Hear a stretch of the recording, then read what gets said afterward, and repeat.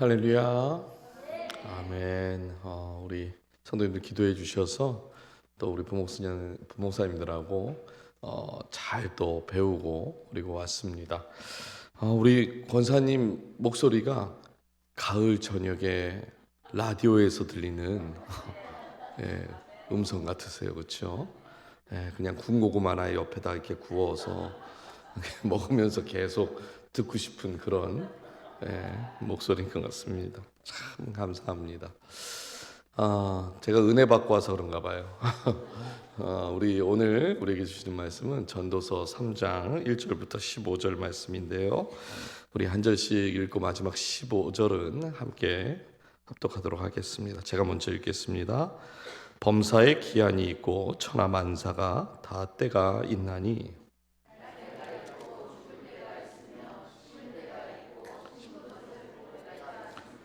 죽일 때가 있고 치료할 때가 있으며 헐 때가 있고 세울 때가 있으며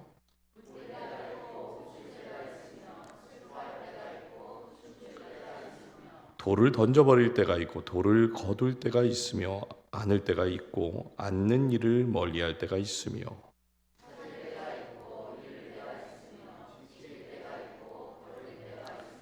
찢을 때가 있고 꿰맬 때가 있으며 잠잠할 때가 있고 말할 때가 있으며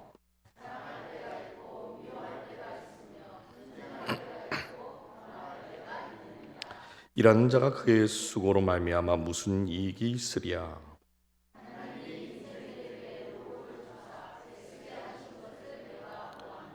하나님이 모든 것을 지으시되 때를 따라 아름답게 하셨고 또 사람들에게는 영원을 사모하는 마음을 주셨느니라.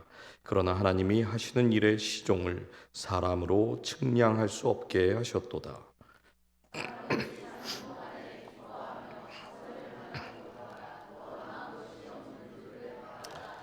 사람마다 먹고 마시는 것과 수고함으로 낙을 누리는 그것이 하나님의 선물인 줄도 또한 알았도다. 하나님께서 행하신 모든 것을 영원히 있을 것이라. 그 위에 더할 수도 없고 덜할 수도 없나니 하나님이 이같이 사람들이 그의 앞에 가서 경외하게 하라. 함께 읽겠습니다.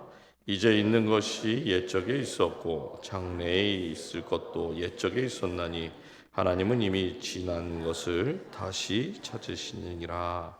아멘. 때를 따라 아름답게 하시는 하나님이란 제목으로 은혜를 나누도록 하겠습니다. 성경이 우리에게 소개하고 있는 믿음의 본질은 하나님은 살아계시다는 것이고 그 하나님의 뜻이 이 땅 가운데 이루어지는 것, 이것을 신뢰하는 것을 믿음이다, 이렇게 말합니다.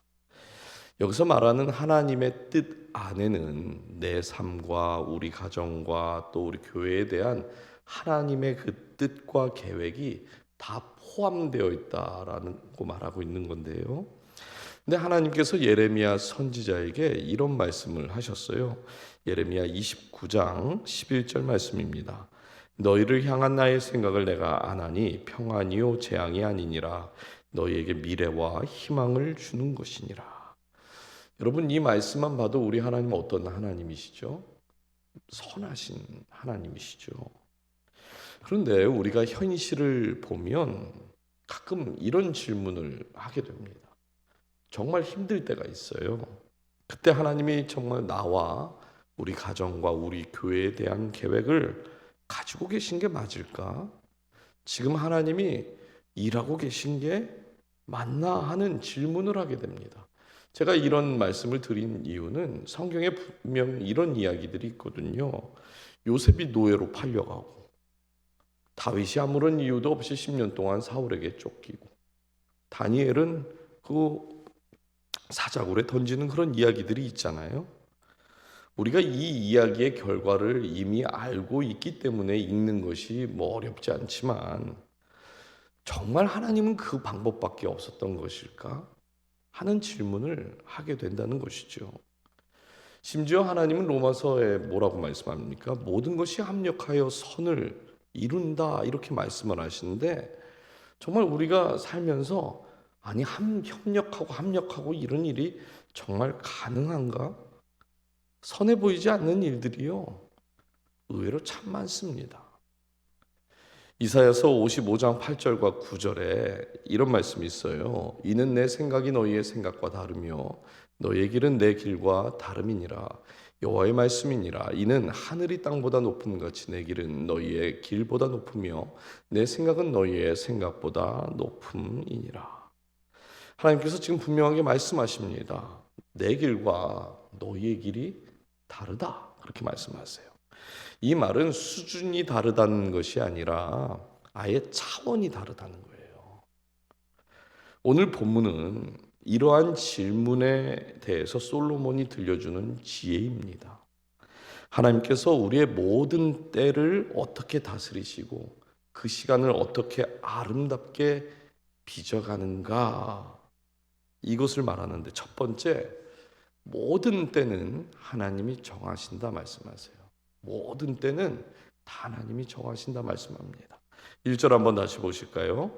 범사에 기한이 있고 천하 만사가 다 때가 있나니, 그래요. 우리의 삶에 일어나는 모든 일에는 하나님이 정하신 때가 있습니다. 우리의 의지, 계획, 심지어 우연처럼 보여지는 그런 일들 안에도 결국 다 뭐예요? 하나님 손 안에 다 있다라고 말하는 겁니다. 2절부터 8절까지를 보면 14개의 대조를 무려 28번이나 하나님의 때가 있다고 강조를 하는데, 사람이 태어나고 죽는 것에도 뭐가 있대요? 다 하나님의 때라고 그걸 말해요. 이거 너무 당연한 말이죠. 여러분 여기 계신 분들 중에 저는 제가 태어날 날을 미리 정하고 오신 분 계십니까? 아니면 태어나고 싶어서 태어나신 분 계세요? 없으시죠? 아니, 내가 언제 죽을 거라고 그건 미리 또 어디 달력에 써놓고 그날을 기다리시는 분 계십니까? 안 계세요. 그러니까 내 마음대로 정할 수 있는 게 사실 없습니다. 그렇죠? 그러니까 이 말은 곧 뭘 얘기하는 거냐면 정하시는 분이 있다는 거예요. 그래서 솔로몬이 9절과 10절에 뭐라고 말하냐면, 모든 주권이 하나님께 있다면 그 모든 주권, 모든 때 다 하나님이 다 그걸 가지고 계시다면 인간의 수고가 무엇이 유익하겠는가? 우리 마음대로 되는 게 하나도 없는데 지금 이것을 묻는 겁니다. 근데 여러분, 인간의 노력이 의미가 없다고 말하는 것은 아니에요. 사람들이 열심히 일하고 열심히 계획하고 열심히 노력하면서 원하는 게 뭡니까? 작든지 크든지 내 뜻을 좀 이루고 싶은 거잖아요. 그렇죠? 어떤 부분은 실제로 이루어지고 있는 것처럼 느껴지는 부분도 있습니다. 근데 문제는 그 모든 노력이 하나님이 정한 그 때를 넘어설 수도 없고 우리가 그것을 앞당겨 올 수도 없다라는 거예요. 이거는 능력이 많고 적음의 문제가 아닙니다. 지혜가 아무리 뛰어나도 이건 안 된다는 거예요. 성경은 우리가 사는 이 세상을 단순히 눈에 보이는 현상만으로 이야기하지는 않습니다. 그래서 성경은 늘 뭐라고 이야기하냐면 하나님은 일하신대요. 동시에 사탄도 하나님의 일을 방해한다, 이렇게 성경은 말하죠. 영적 전쟁이 있다 말합니다. 근데 우리가 절대로 착각하지 말아야 하는 것이 있는데, 하나님과 사탄의 이야기를 성경에서 하고 있다고 해서 하나님과 사탄이 동급인가 대등한가? 그건 절대 아니라는 거예요. 여러분, 이것을 가장 잘 보여주는 말씀이 창세기 1장 1절의 말씀인데요. 우리가 사실 잘 아는 말씀이죠. 태초에 하나님이 천지를 창조하시니라 그래요. 태초는 시간을 의미하는 것이고 천지는 공간을 의미하는 것인데, 이 시간과 공간을 하나님께서 창조하셨다, 이것을 모르는 사람 없습니다. 그렇죠? 그러면 여러분, 여기서 시간과 공간에 제약을 받지 않으시는 분은 누구십니까? 하나님이세요. 이제 지금부터는 정신을 좀 바짝 차리셔야 돼요. 자, 이걸 시간이라고 해볼게요. 이걸 공간이라고 해보겠습니다. 이 시간과 공간을 창조하신 건 하나님이세요. 그리고 하나님이 창조하신 그 모든 것은 다 어디에 들어있어요? 이것과 이것 사이에 들어있어요. 그렇죠? 예, 시간과 공간 안에 다 들어있는 겁니다. 예? 계속 손 들고 있으니까 힘드네. 자, 여러분, 물고기가 물을 떠나서 살 수 있습니까? 못 살아요. 그럼 나무가, 땅에 박혀 있는 나무가 그 뿌리가 뽑혀지면 어떻게 되죠? 그것도 못 살아요. 사람도 마찬가지입니다. 하나님이 정한 규칙 안에서, 시간과 공간이라는 이 규칙 안에서 벗어나면 어떻게 돼요? 죽는 거예요. 그렇죠? 여기서 우리가 좀 한 가지만 더 생각해 볼게요. 여러분, 하나님은 일하고 사탄은 하나님의 일을 방해한다라고 그랬어요. 그러면 사탄은 시간과 공간이 있는데 사탄은 어디에 있는 존재입니까? 빨리 얘기하세요. 제 손 아파요. 네? 밑에. 사탄. 새로운 원리가 나왔어요. 밑에. 네. 자, 하나님 외에는 시공을 초월하는 분이 없잖아요. 시간과 공간을 창조하신 분, 하나님은 이 밖에 계세요. 그래서 이사야 선지자가 내 길은 너희 길과 다르다, 지금 이 얘기를 한 거예요. 하나님은 이 밖에 계신 분이에요. 이 밖에. 그러면 하나님이 창조한 모든 창조물은 다 이 안에 있고, 그러면 사탄이, 제가 아까 동등하지 않다, 대등하지 않다 그랬잖아요. 그러면 사탄은 어디서 노는 존재예요? 여기 안에 있는 존재라는 거예요. 자, 그렇죠? 오늘 처음 들어보셨나요? 네. 하나님만 밖에 계세요.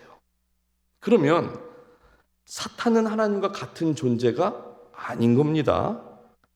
그러면 사탄도, 이 땅의 거짓된 신들도, 우리가 우상이라고 말하는 그 모든 것들도 다 뭐예요? 하나님의 시간과 창조의 규칙을 벗어날 수 있다 없다? 벗어날 수 없다는 거예요. 그러니까 사탄이나 우리나 제한적인 존재라는 것은 마찬가지라는 겁니다.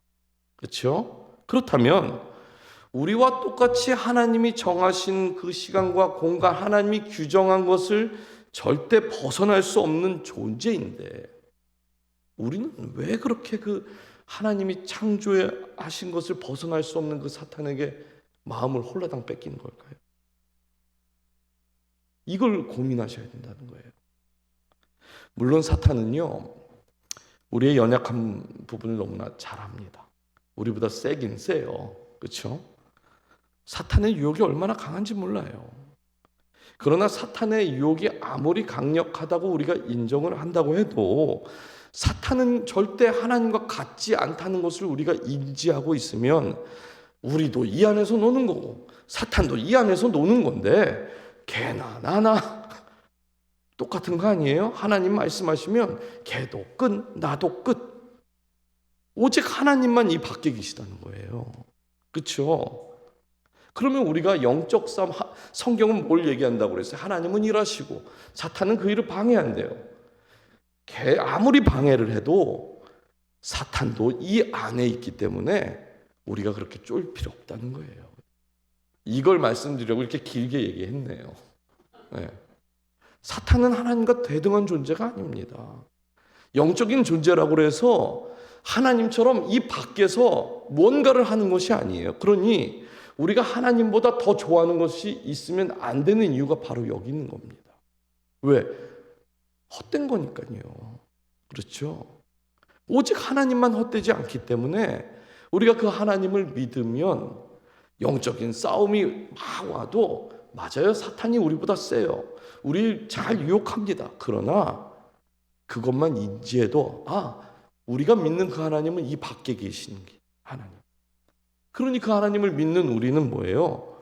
사탄과 능히 싸울 수 있는 존재라는 것이죠. 그렇죠? 이해가 되시나요? 지금 솔로몬이 오늘이라고 하는 이 시간과 공간 안에 우리를 둔 이유는, 인간은 하나님이 정하신 것을 벗어날 수 없는 존재다. 그리고 인간뿐만 아니라 하나님의 뜻과 계획을 방해하는 그 사탄도 하나님의 뜻과 계획을 절대 바꿀 수 없다. 그러므로 하나님이 정하신 뜻, 하나님이 정하신 그 계획을 이루며 사는 것이 우리의 존재의 목적이다. 이것을 인정하지 못하고 살면 그것이 헛된 거다. 이렇게 말하는 거예요.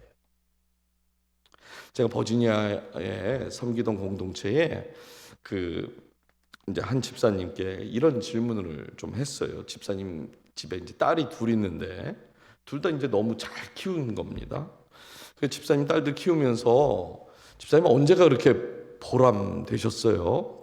가장 보람 되신 일이 뭐예요? 그랬더니 둘 다 이제 아이비리그를 잘 보냈거든요. 그리고 큰 딸은 지금 뉴욕에서 펀드 매니저를 하고 있고, 둘째 딸은 의사가 돼서 또 교회에서 신앙 좋은 의사 청년을 만나서 지금 잘 살고 있어요. 저는 언제가 가장 보람되세요? 그러면 무슨 저한테 비결을 알려줄 줄 알고 여쭤본 건데, 목사님, 저는 제 딸이 저희 부부를 통해서 하나님을 만났다고 했을 때 가장 보람됐어요. 이 얘기를 하시는 거예요. 너무 재미가 없더라고요. 너무 정답을 이야기하셨어. 근데 거기다가 또 이러세요. 그런데 목사님, 우리 결혼한 이 둘째 애들 보니까 저희보다 더 믿음 생활 잘하는 것 같고, 정말 하나님을 우리 부부보다 더 사랑하는 것 같아서 저는 그게 너무나 감사해요. 그래요. 저희 부부가 애들 공부하라고 말한 적 거의 없고요. 뭐 의사 되라고 해본 적도 없고요. 그저 어떻게 하면 이 두 딸에게 신앙의 본을 보이고 하나님이 기뻐하시는 삶이 뭔지를 보여주려고 애쓴 것밖에 없어요. 혹여나 얘네들이 신앙이 자꾸 흔들리는 것 같으면 그때 좀 뭐라고 했네요. 이렇게 말하는 거예요. 여러분, 솔로몬이 지금 하고 싶은 얘기가 이겁니다. 모든 때는 다 하나님이 정하신다는 거예요. 우리가 아무리 그 자녀 닥달하고 너는 이렇게 살아야 된다고 규정해도 하나님이 정하신 뜻과 계획과 목적이 그 자녀에게도 있다라는 것이죠. 이 믿음을 가지고 하나님의 목적, 하나님이 이루시려고 하는 그 일이 무엇인지에 더 관심을 갖고 열심히 살다 보면 내가 생각하지 못했던 그 시간과 방법과 그때에 의미 있는 일을 만나게 될 거다. 지금 그걸 얘기하는 것입니다. 그러므로 여러분, 나의 뜻, 나의 계획, 나의 때가 사실 어긋날 때가 있어요. 그렇죠? 그때 실망하지 마시라는 거예요. 포기하지 마시라는 거예요. 모든 때는 누가 정하신다고요? 하나님이 정하신 줄 믿습니다. 그래서 우리가 이 믿음 가지고 하나님께서 나를 통해 이루고자 하는 그 목적이 무엇인지 여기에 더 관심을 갖고 주어진 삶을 최선을 다하고 내가 열심히 살면 내가 기도하고 기대한 것보다 더 크신 하나님의 때를 우리 모두 반드시 만나게 될 줄 믿습니다. 두 번째는요, 하나님의 때를 따라 아름답게 하신다 그래요. 11절 한번 읽어주실까요? 시작. 하나님이 모든 것을 지으시되 때를 따라 아름답게 하셨고 또 사람에게는 영혼을 사모하는 마음을 주셨느니라. 그러나 하나님이 하시는 일의 시종을 사람으로 측량할 수. 하나님의 때가 세 가지 있답니다. 첫 번째는 모든 것은 다 하나님이 지으셨다. 이 말은 하나님이 이 세상을 창조하셨다라는 의미도 있지만 우리의 삶에서 일어나는 사건, 어떤 그 과정 속에 하나님이 다 관여하고 계신다, 이런 뜻이에요. 뭐 예를 들면 이건 너무 우연 아니야? 이런 일들이 있잖아요. 그렇죠? 막 그 불편한 상황들도 있어요. 심지어 이해하기 되게 어려운 그런 사건들 있는데 하나님 없이 되는 일은 하나도 없다. 그걸 말하는 겁니다. 두 번째는 하나님이 그 모든 시간 속에서 때를 따라 아름답게 하신다 그래요. 사실 이 부분이 우리가 참 이해하기가 어렵습니다. 왜냐하면 아름답다고 느껴지지 않는 일들이 있거든요. 여기서 아름답다라는 말은 감정적으로 예쁘고 좋다라는 말이 아니라 제자리에 알맞게 들어맞는다, 합당하고 적합하다, 이런 의미의 단어예요. 그러니까 우리가 볼 때에 이해되지 않는 일들, 고통스러운 일들, 막 설명하기 힘든 상실이 있다 하더라도 하나님의 시간표가 있는데 그 하나님의 시간표 안에서 반드시 의미가 있는 일이고 하나님의 목적을 이루는데 필요했던 일이다. 지금 이걸 말하는 거예요. 한번 우리가 요셉을 볼까요? 요셉 노예로 팔렸죠. 억울하게 감옥에 갇힌 그 경험을 보고 누가 그 삶을 아름답다고 하겠습니까? 그렇죠? 형들이 심지어 인신매매한 거잖아요. 돈 받고 팔았으니까. 근데 어떻게 그 삶이 아름답다고 얘기할 수 있냐는 거죠. 하나님께서 그럼 일하신 거 맞습니까? 하나님은 어디다 사람 갖다 파는 거 아니잖아요. 그런데 우리가 요셉의 삶에 대한 결과를 알고 모든 것이 필요했기 때문에 제가 지금 이렇게 말씀드리니까 그랬구나 이렇게 할 수는 있는데 결국 하나님의 뜻과 계획 속에 여러분 요셉이 총리가 되는 거였더라면 요셉은 반드시 어딜 갔어야 돼요? 애굽으로 갔어야 되는 거예요. 애굽의 총리가 되는 것이 하나님의 뜻과 하나님의 목적 안에 있었기 때문에 요셉은 애굽으로 가야 되니까 노예로 갈 수밖에 없었던 것이죠. 예. 그러니까 하나님의 뜻과 계획 때문에 애굽으로 갔다는 거예요. 창세기 50장 20절에 요셉이 스스로 뭐라고 그러냐면 하나님은 그것을 선으로 바꾸사 이렇게 말해요. 그러니까 요셉이 지나간 그 모든 일을 기억 못하고 나 모르겠다가 아니라 다 기억하고 있었는데 그 이해도 안 되고 정말 아름다운 거 맞아? 때로는 나는 여긴 왜 있는 걸까? 나는 옷을 왜 벗고 지금 도망가고 있는 거지? 내가 뭘 잘못했는데 왜 감옥에 갇혔을까? 이 모든 것들 다 그때는 이해 안 됐는데 창세기 50장에서 고백할 때는 뭐라고 고백한 거예요? 하나님 그걸 다 선으로 바꾸셨대요. 이렇게 고백했다라는 거예요. 애굽으로 가는 과정이 우리 눈에 전혀 아름답게 보이지 않지만 필요했기 때문에 그 일이 일어난 것이다. 그리고 이것을 인정하는 것이 뭐예요? 믿음이라고 하는 것이에요. 여러분 성경이 우리의 삶에 일어나는 일들에 대해서 말하는 것은 모든 과정 그렇다. 눈에 보이지 않는 게 맞습니다. 그러나 하나님의 때에 꼭 필요했기 때문에 그래서 그 일이 일어나는 거예요. 이렇게 말하는 거예요. 세 번째는 사람에게 영원을 사모하는 마음을 주셨다고 그래요. 하나님은 인간에게 시간 너머를 바라보는 마음을 주셨다 그럽니다. 그래서 우리는 신앙생활을 하면서 뭘 배우냐면 현실, 그 눈앞에 있는 현실로 판단하는 것이 아니라 하나님의 장기적이고 영원한 관점이 뭔지를 신앙생활하면서 배우게 되는 것이죠. 그러나 동시에 또 뭐라고 그러냐면 하나님이 하시는 일에 시종을 사람으로 측량할 수 없게 하셨다 또 그래요. 그러니까 우리는 하나님이 하시는 그 일에 대해서 처음부터 끝까지 알 수가 없어요. 왜 지금 이 일이 일어나고 있는지, 왜 내가 지금 이 길을 지나야 하는지, 이게 언제 끝나는지 우리는 알 수 없다는 거예요. 그럼에도 불구하고 하나님을 신뢰하며 기다리면 반드시 합력하여 선을 이루실 거다. 비록 내가 원하는 것, 내가 생각하는 것, 이거는 아닐지 모르겠지만 하나님이 내 삶을 보고 나에게 가장 좋은 것, 가장 좋은 때, 가장 좋은 방법으로 주신다는 건데 이왕 우리가 요셉을 봤으니까 한번 요셉 얘기를 좀 더 해보겠습니다. 요셉이 총리가 된 후에 22년의 시간이 흘러서 형들과 다시 만났어요. 특이한 건 요셉은 형들을 알아봤는데 형들은 요셉을 알아보지 못합니다. 그러면 22년의 시간이 오랜 시간이기 때문에 그 시간이 지나면 못 알아보는 겁니까? 요셉은 형들을 알아봤으니까 시간이 문제는 아닌 것 같아요. 이유는 굉장히 간단해요.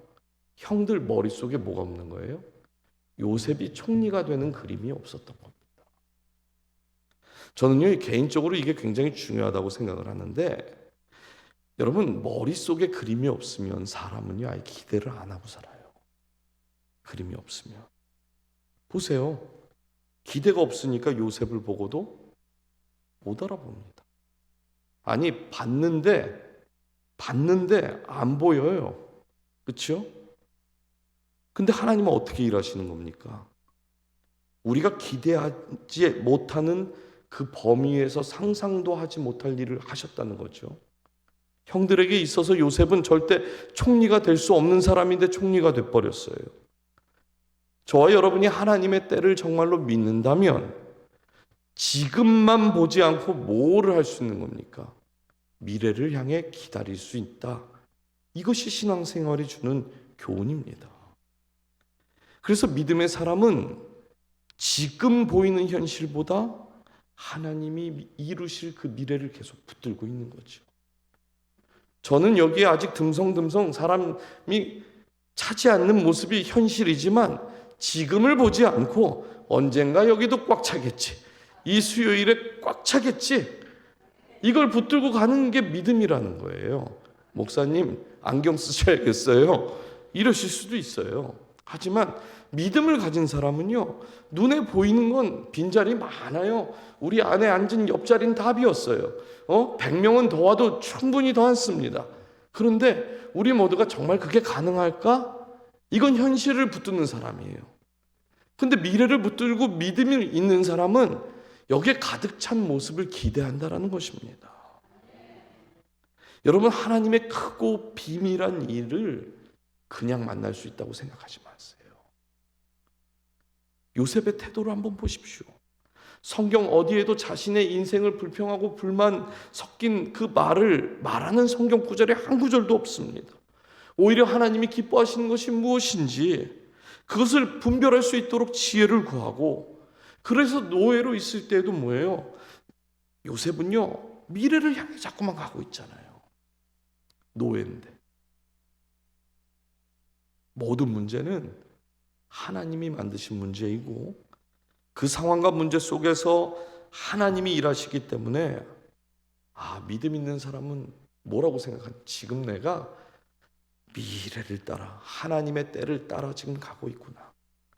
내 눈에 지금 보이는 게 아름답지 않게 보인다 할지라도 하나님이 주신 그 영원의 관점에서 보면 하나님 반드시 나에게 좋은 것 주시겠구나. 이 믿음이 있으면 해석이 달라지는 것이죠. 여러분, 세상은 늘 손에 잡혀야지만 믿잖아요. 눈에 보여야 믿고. 근데 믿음의 사람은 눈에 보이지 않고 손에 잡히지 않아도 믿습니다. 그렇죠? 제가 2주 전에 하나님께서 세상 사람들과 우리에게 똑같은 문제를 주신다 말씀드렸어요. 근데 여러분, 믿음의 관점을 가진 사람은요, 겉으로 보기에는 같은 문제처럼 보이지만 사실 전혀 다른 문제로 바뀌어요. 왜 같은 문제가 다른 문제로 바뀔까요? 내 문제는 때를 따라가고 있기 때문에 그래요.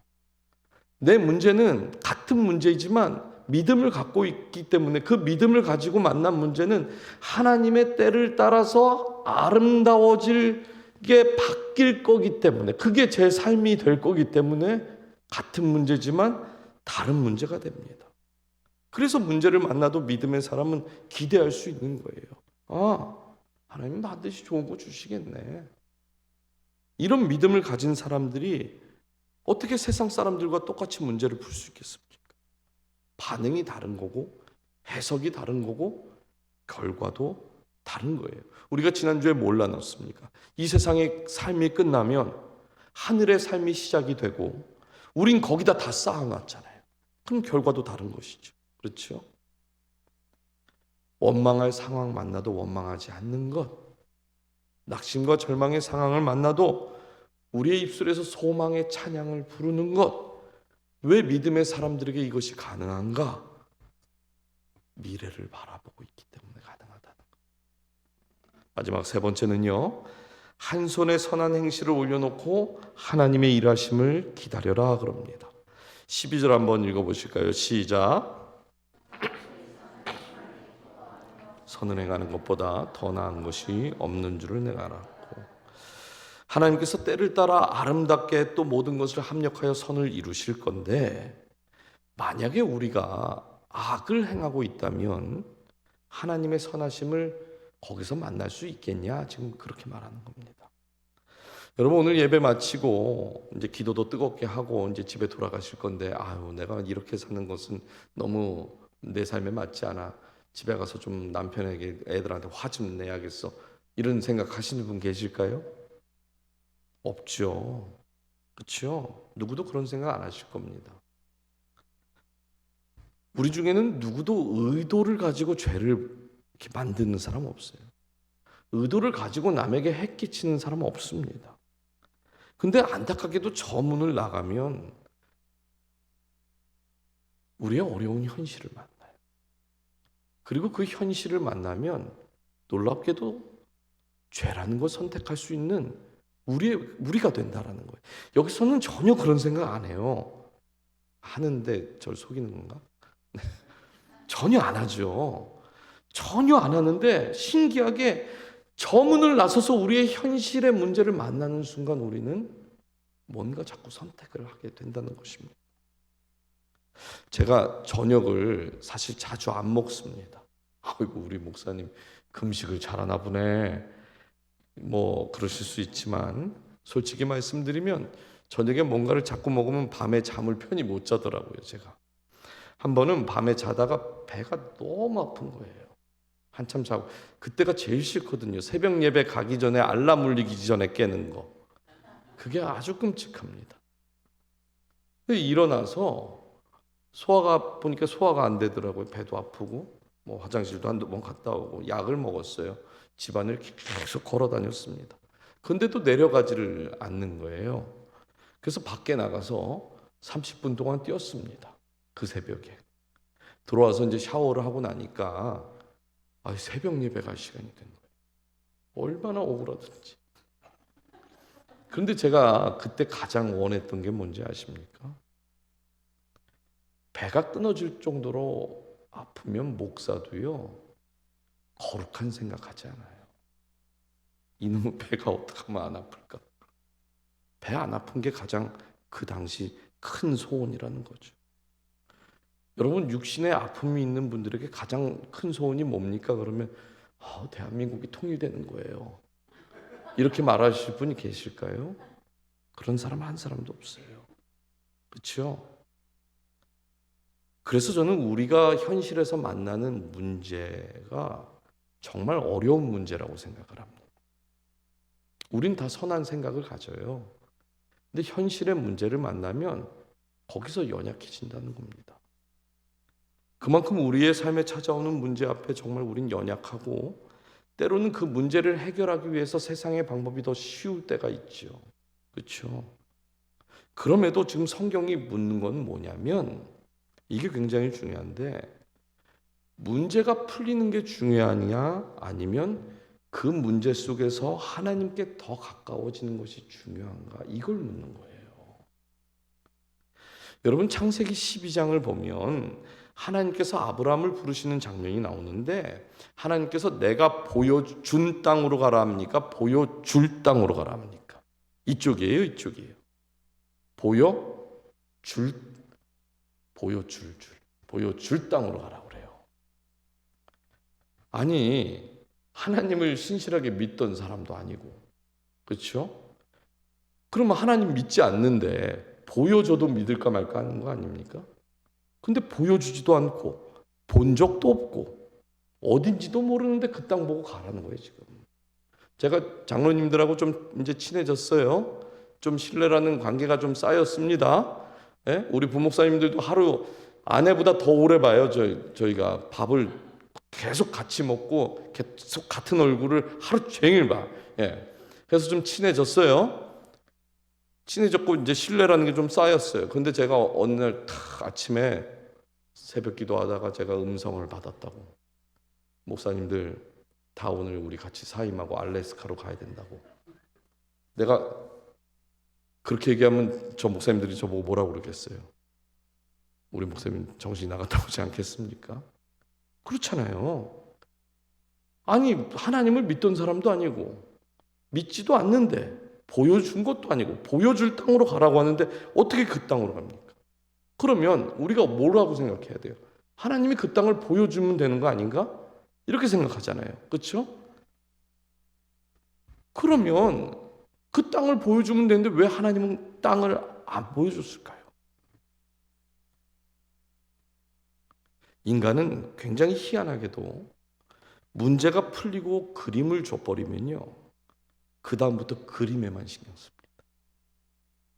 하나님이 원하시는 건 뭐냐면 그림이 아니라 그림을 준 사람이 누구냐를 원하시는 거예요. 하나님이 아브라함에게 주시고 싶었던 것이 가나안 땅입니까? 하나님입니까? 하나님인 거예요. 사무엘상 13장을 보면 사울이 전쟁을 나가는데 사무엘 선지자가 제때 도착하지 않습니다. 그래서 사울이 대신 제사를 드리는 장면이 나와요.